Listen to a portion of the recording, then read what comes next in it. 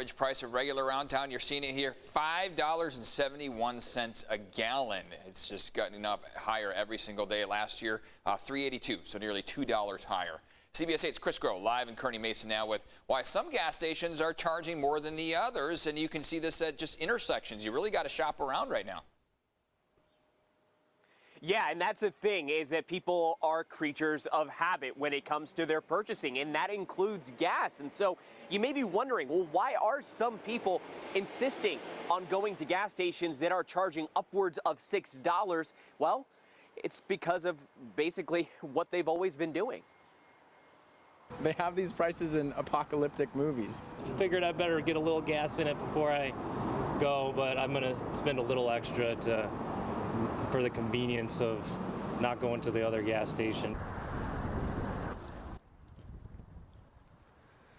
And so here's a little bit about the average price of gas right now in San Diego County. It's gone up 10.9 cents to today, standing at $5.71. That's the 21st record in 23 days. But again, as we pointed out, some stations charge a different amount compared to others. Now, you may be wondering, why exactly is that the case? Well, as for instance, a gas station in Birdland that charges $6.60, every single station you have to think of as its own market. They essentially have their own expenses, they have their own needs, and they also don't have any type of law or anything that kind of dictates how much they can actually charge for gas, no regulations. And then you throw in the fact that, again, customers can be creatures of habit, and all of that goes into essentially allowing for gas stations to charge, like in some cases, $6.60, nearly a whole dollar more than the average cost of gas. Now, we also spoke with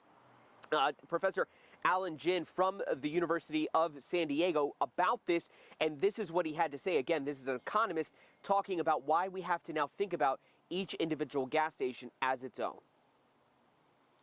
Each station is unique in terms of its cost structure, how much it has to pay for gas, maybe the cost of property, if it rents out a location, and then the demand in particular neighborhoods.